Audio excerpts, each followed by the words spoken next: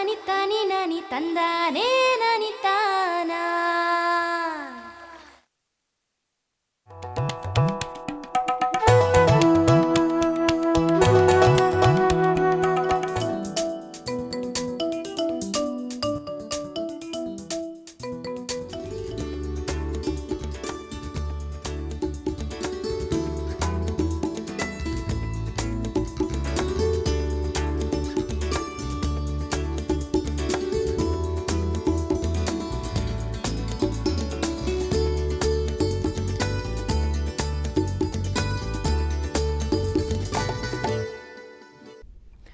ನಮಸ್ಕಾರ ರೈತ ಬಾಂಧವರೇ, ಕೃಷಿ ದರ್ಶನದ ಕೃಷಿ ವಾರ್ತೆಗೆ ತಮಗೆಲ್ಲರಿಗೂ ಹಾರ್ದಿಕ ಸ್ವಾಗತ ಹಾಗೂ ರೈತ ಬಾಂಧವರಿಗೆಲ್ಲ ವರಮಹಾಲಕ್ಷ್ಮಿ ಹಬ್ಬದ ಹಾರ್ದಿಕ ಶುಭಾಶಯಗಳು.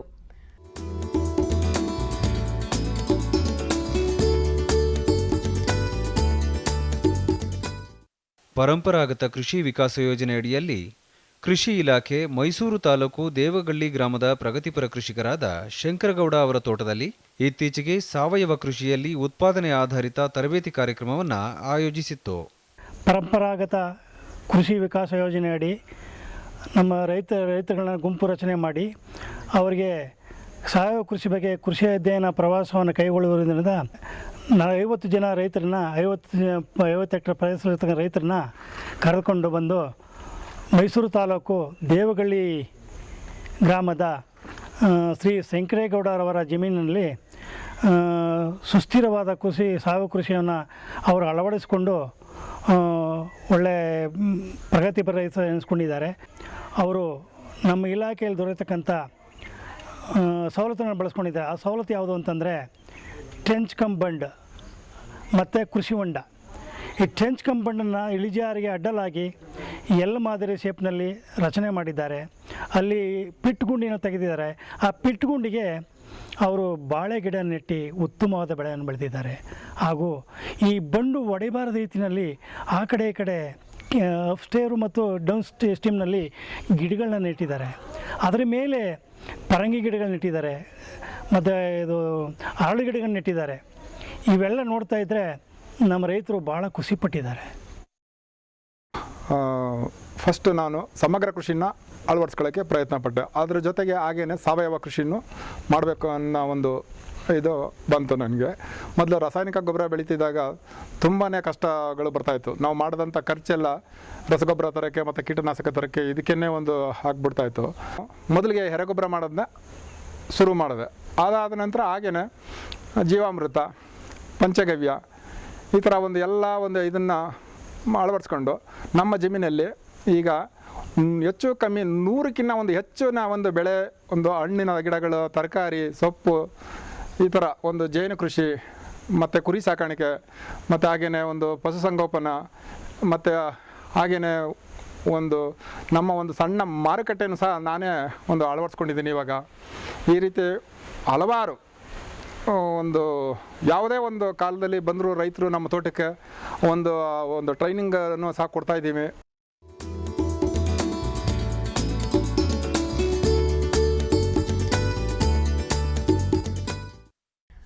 ಶ್ರೀರಂಗಪಟ್ಟಣ ತಾಲೂಕು ಪಾಲಹಳ್ಳಿ ಗ್ರಾಮದ ಪ್ರಗತಿಪರ ಕೃಷಿಕರಾದ ವಿನಯ್ ಅವರು MBA ಪದವೀಧರರು. ಈ ಹಿಂದೆ ಬಹುರಾಷ್ಟ್ರೀಯ ಕಂಪನಿಯೊಂದರಲ್ಲಿ ಕಾರ್ಯನಿರ್ವಹಿಸಿ ಮತ್ತೆ ಕೃಷಿ ಕ್ಷೇತ್ರಕ್ಕೆ ಮರಳಿರುವ ಅವರು ಈಗ ವೈಜ್ಞಾನಿಕವಾಗಿ ಹೈನುಗಾರಿಕೆಯನ್ನು ಕೈಗೊಂಡಿದ್ದಾರೆ. ತಮ್ಮ 1.5 ಎಕರೆ ಪ್ರದೇಶದಲ್ಲಿ ತಮ್ಮ ರಾಸುಗಳಿಗೆ ಬೇಕಾಗುವ ಮೇವನ್ನು ತಾವೇ ಬೆಳೆದುಕೊಳ್ಳುತ್ತಾರೆ. ಕೊಟ್ಟಿಗೆಯಲ್ಲಿ ಸ್ವಚ್ಛತೆಯನ್ನು ಕಾಪಾಡಿಕೊಂಡು ರಾಸುಗಳಿಗೆ ಪೌಷ್ಟಿಕಾಂಶಯುಕ್ತ ಆಹಾರ ನಿರ್ವಹಣೆ ಕೈಗೊಂಡು ಕಾಲಕಾಲಕ್ಕೆ ರಾಸುಗಳಿಗೆ ಸೂಕ್ತ ಲಸಿಕೆ ಹಾಕಿಸಿಕೊಂಡು ವಿಶೇಷ ಕಾಳಜಿ ವಹಿಸಿ ಪಾಲನೆ ಮಾಡಿದಲ್ಲಿ ಹೈನುಗಾರಿಕೆಯಿಂದ ಉತ್ತಮ ಆದಾಯ ಗಳಿಸಬಹುದು ಎನ್ನುತ್ತಾರೆ ವಿನಯ್ ಅವರು. 16 ಹಸು ನನ್ನ ಹತ್ರ ಇದೆ. ಇವಾಗ ನಮಗೆ ಮೇನ್ ಬೇಕಾಗಿರೋ ಮೇವು ಅಂದರೆ ಜೋಳ ಬೆಳೆದು 65 ದಿನಕ್ಕೆ ನಾವು ಕಟಾವು ಮಾಡಿ ಹಸುಗೆ ತಿನ್ನಿಸೋದು ತುಂಬ ಒಳ್ಳೆಯದು. ಅದರಿಂದ ಹಾಲು ತುಂಬ ಚೆನ್ನಾಗಿ ಬರುತ್ತೆ.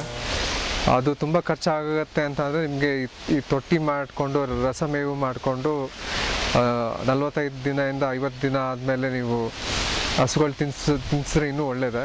ನಾವು ಫೀಡ್ಸು ಬೇರೆಯವ್ರ ಥರ ಈ ಕಡಲೆ ಒಟ್ಟು ಬೂಸ ಹಿಂಡಿ ಆಗ್ತಾಯಿಲ್ಲ. ನಾವು ಪ್ರೋಟೀನ್ ಫೀಡ್ಸ್ ಬೇಕು ಅಂತ ಅಂದ್ಬಿಟ್ಟು ಇಲ್ಲಿ ಮಂಡ್ಯ ಜಿಲ್ಲೆಯಲ್ಲಿ ನಮ್ಗೆ ಸಿಗತ್ತೆ. TMR ಪ್ರೋಟೀನ್ ಮೀಲು ಅಂತ ಸಿಗತ್ತೆ. ದಿನಕ್ಕೆ ಒಂದು ಹಸುಗೆ 6.5 kg ಹಾಕ್ತಾಯಿದ್ವಿ.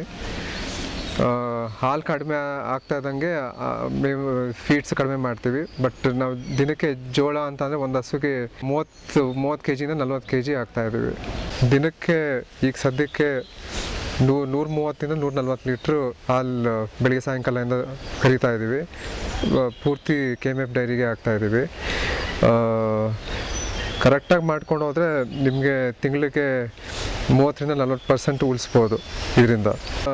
ನನ್ನ ಅನುಭವ ಪ್ರಕಾರ ಹಸುಗಳಿಗೆ ಒಳ್ಳೆ ಮೇವು, ಒಳ್ಳೆ ತಿಂಡಿ, ಒಳ್ಳೆ ವಾತಾವರಣ ಕೊಟ್ಟರೆ ನಿಮಗೆ ಹಾಲು ಚೆನ್ನಾಗಿ ಕೊಡುತ್ತೆ. ಮೇನ್ ಹಸುಗಳು ಅಂತ ಅಂದರೆ ನೀವು ಆ್ಯಕ್ಚುಲಿ ಕಟ್ಟಬಾರ್ದು. ಅದನ್ನ ಮೇವು ತಿಂಡಿ ಕೊಟ್ಟಾದಮೇಲೆ ಫ್ರೀಯಾಗಿ ಬಿಟ್ಬಿಡ್ಬೇಕು. ಟೈಮ್ಗೆ ಏನೇನು ವ್ಯಾಕ್ಸಿನೇಷನ್ ಅಡ್ವೈಸ್ ಮಾಡ್ತಾರೆ ಡಾಕ್ಟ್ರು, ಅದ್ರ ಪ್ರಕಾರ ವ್ಯಾಕ್ಸಿನೇಷನ್ ಮಾಡ್ಕೊಂಡು ಹೋಗೋದು ಬೆಟರು ಅಂತ ಹೇಳೋಕ್ಕೆ ಇಷ್ಟಪಡ್ತೀನಿ. ನನ್ನ ಎಕ್ಸ್ಪೀರಿಯನ್ಸ್ ಪ್ರಕಾರ ಕಷ್ಟಪಟ್ಟಿಲ್ಲ ಅಂದರೆ ನಿಮ್ಗೆ ಸುಖ ಸಿಗಲ್ಲ. ಕಷ್ಟಪಟ್ಟರು ನಿಮ್ಗೆ ಒಂದೊಂದ್ಸಲ ಪ್ರತಿಫಲ ಸಿಗಲ್ಲ. ಹಂಗಂತ ನೀವು ಕಾನ್ಫಿಡೆನ್ಸ್ ಲೂಸ್ ಮಾಡ್ಕೊಬಾರ್ದು. ಏನೇನು ಕರೆಕ್ಟಾಗಿ ಕ್ರಮ ಪ್ರಕಾರ ನೀವು ಮಾಡ್ಕೊಂಡು ಹೋದರೆ ನಿಮಗೆ ಲಾಭ ಅಂತೂ ಖಂಡಿತ. ಏನಾದರೂ ಮಾಡ್ಬೋದು, ಬಟ್ ಏನೋ ನಿಮಗೆ ಇಂಟ್ರೆಸ್ಟ್ ಇರಬೇಕು. ಇಂಟ್ರೆಸ್ಟ್ ಮತ್ತು ಎಫರ್ಟ್ಸ್ ಹಾಕಿಲ್ಲ ಅಂತಂದರೆ ಯಾವುದ್ರೂ ನೀವು ರಿಸಲ್ಟ್ ನೋಡೋಕ್ಕಾಗಲ್ಲ.